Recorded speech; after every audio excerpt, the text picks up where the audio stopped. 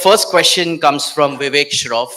He says that, so what are your views on judiciary? Of course, you've talked enough on agriculture, tourism, and so much more.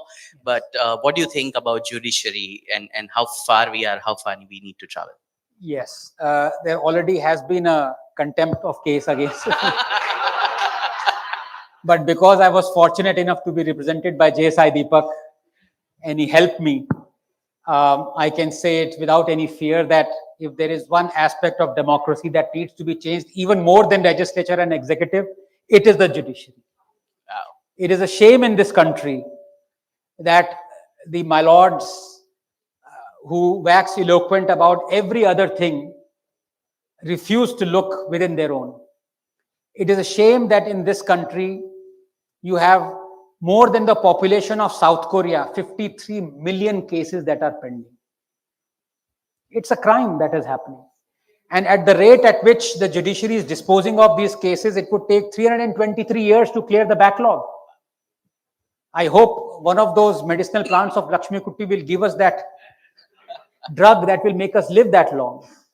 What is going on? We have only 20 judges per million Indian population. America has 150. As it is, the population of judges is so low, and at the same time, 30%, 32% of all High Court judges' positions are lying vacant right now. 20% of all Indian judicial positions are lying vacant. Talk of nepotism, talk of collegium system, judges refuse to elect themselves democratically. There is a High Court in India, Punjab and Haryana High Court, where 32% of everyone working there is related to each other. Lawyers, judges, tempers, every clerks. क्या चल रहा है यहाँ पे? The Supreme Court judges, ex-judges themselves have said there is rampant corruption in the higher judiciary. They, of course, passed it on in a sealed envelope that has never been opened. There are memes that are going around. There was a judge, I think Verma, who was recently, you all heard that, sacks of cash was found, and the meme is going, he is looking straight in his photograph, and he says, ऐसे क्या देख रहा है? दम है तो FIR करके दिखा. It has become a joke. 71% of all Indian prisoners are under trials. They've been denied bail. 115,000 cases are more than 35 years old. 2.5 lakh cases are rape and POXO cases still pending. I mean, it's not just that the wheels of justice are grinding slowly. They've come to a halt. What is the government doing? That's why I'm saying, I'm sorry, don't start. I apologize. I thought my cup of sorrows had run over, but somebody encouraged me. No, but yeah, thank you so much. So, of course, judiciary is another challenge. So, there's one practical question. Someone seems to be in the tourism industry. Yeah. They said that, of course, we need to capitalize on this low-hanging fruit, as you've identified. But what can we do as individuals, as citizens, as society, assuming that state is not considering it as a priority? Yeah. Anything that citizens, young people can do enough for promoting the idea of Incredible India? No. And I'll tell you why, because this is I'm not accusing you at all. We are all in the same boat, every one of us. But this is the favorite excuse of the politicians. खुद कुछ काम करते नहीं है, blame हम पे डाल देते हैं. It is their job. I am not a votary for the change coming from bottom up. Your job was to elect a government that promised you to deliver what it promised. If it doesn't deliver, it's not your fault. You should continue to do what you're great at. Your job is not to come onto the streets. Only communists and people from JNU do that. People who are wealth creators, they best continue to create wealth. And this is the tragedy. The politicians blame everything on the people who elect them. Right now, one of the biggest canard being spread is because of population, India has a problem. I'm sorry. It's nothing to do with population at all. You look at in the case of GDP, what matters is not the GDP per capita. What matters is not the population, but population density. And if you look at the population density per arable land, India is ranked 7th, behind UK, behind Amsterdam. Are those third world countries? So the failures of the politicians are being thrust upon us, the people, who are electing them. I think that realization has to come. I agree. So one thing, but just a small, I mean, rather derivation from your thing is one thing we can certainly do is keep voicing our opinions Yes. for the government to understand that this is their job and they need to do. Absolutely. Ayush has read your book, I suspect, and he talks about your book, Hindu Rashtra, and he Right. talks about decline in TFR that you've mentioned, the total fertility rate. Yes. A lot of people, including Sanjeev Sanyal and others, have been talking about how India might go into a challenge if we don't stop our family planning programs. What are your opinions on that? So, I mean, right now, I think the national TFR is little bit above the regeneration 2.1. I think it's, Yeah. if I'm not mistaken. Is it less than the replacement rate? Okay, yeah. So yes, that is worrisome. But at the same time, Do we I'm run the risk of being a Japan? Just to not at least for the foreseeable future. um, uh, the fact is there is unequal distribution of that. If you look at UP, if you look at Bihar, you look at even Bengal, you look at Kashmir, the Kashmir replacement TFR is 1.6, 1.7.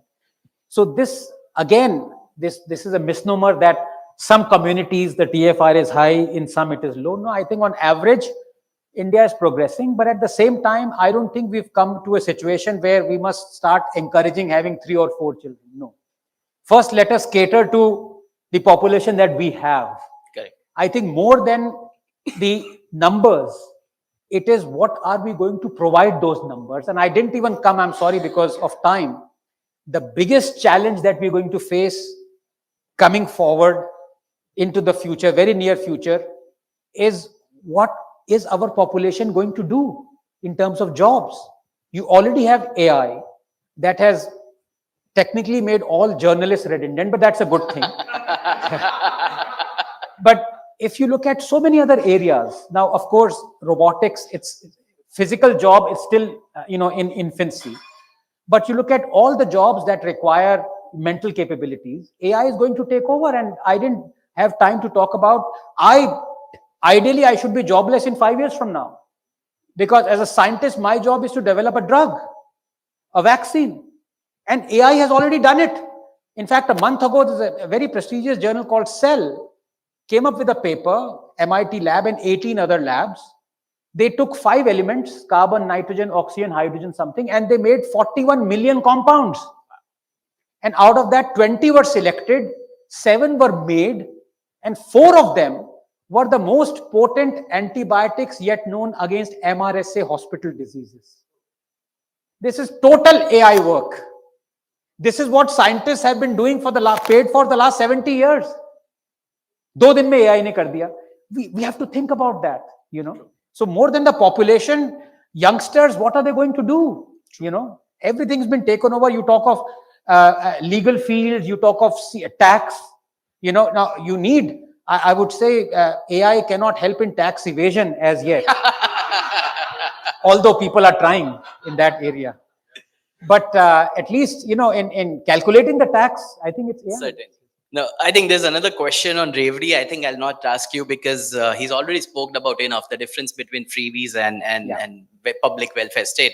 And as they said, कि गरीबों की थाली में कहीं ना कहीं तो पुलाव दिख रहा है, लग रहा है कहीं ना कहीं तो चुनाव दिख रहा है. So that pretty much explains what the Reverie culture is all about.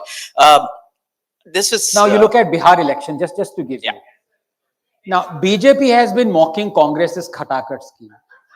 There's one of 10,000 rupees to every on the eve of the election. If Congress had done it in Telangana, if Congress had done it in Karnataka, what would BJP have said? But the question is, Congress has done it. So Congress had Gauri Lakshmi scheme, Mahalakshmi scheme, all those schemes. Each one of these parties is doing exactly the same. And I come from the land of Tamil Nadu. We pioneered this. हमारा इडली डोसा जयललिता की mixie में grind हुआ है. Wow. So I should be the last one casting throwing stones on others. Such is the life. No, but I have 3-4 minutes to go. But excellent idlis are made through Jayalalitha grinders. I have to tell you. Stalin grinders are not very good at all. And Dr. Ranganathan, while you're on Tamil Nadu and your background, what are your views on reservation? Yeah, so my views have long been known. Morally and ethically, India should have reservations. We have a moral and ethical reason for it. But at the same time, let us follow the people who advocated for reservations but targeted and for a limited time span, which was Dr. Ambedkar. And the problem is, when you worship someone, you stop following him. No politician has the guts to follow Ambedkar, who said the reservation should be for limited time of 10 to 20 years and should be targeted. In fact, when the Chief Justice said that the creamy layer of the SCs should be looked at and not given reservation, there was a huge hoo-ha. This is not an issue at all. You know why? Because there is no unequalness of thought between political parties. Nobody wants to say something which is obvious.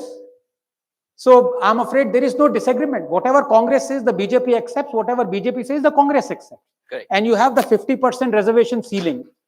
And the Congress, in fact, taunts that if it comes to power, Rahul Gandhi, has that empty red book that he flaunts. He says, first thing I will do is to remove that ceiling.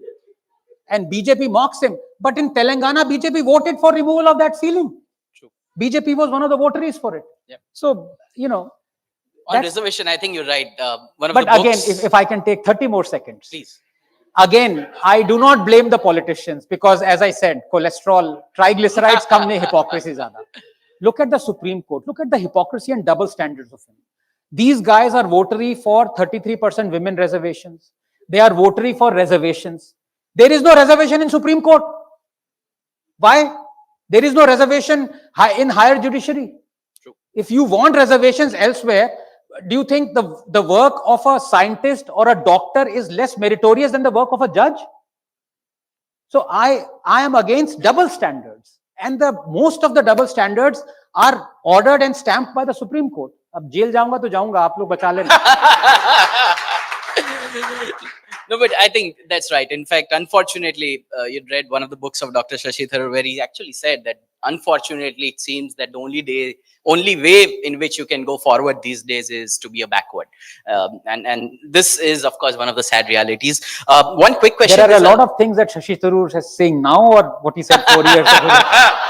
No, this actually did say long back, but yeah. So, but one quick question on something which has been taking the limelight on Twitter recently is the government spending on global PR lobbying.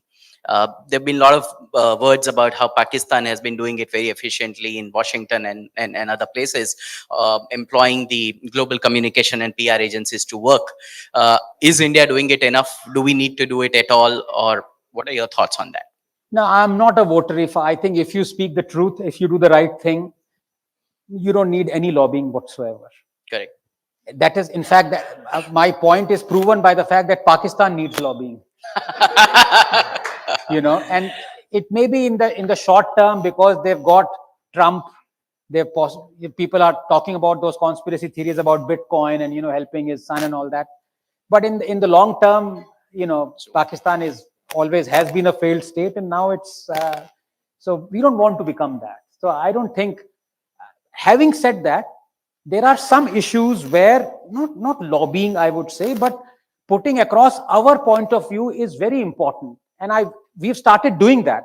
In fact, if you look at 10 years ago and now, we have a lot of vocal ministers. I mean, you look at Dr. Jaishankar. He exposed the hypocrisy of the West brilliantly on the Ukraine thing.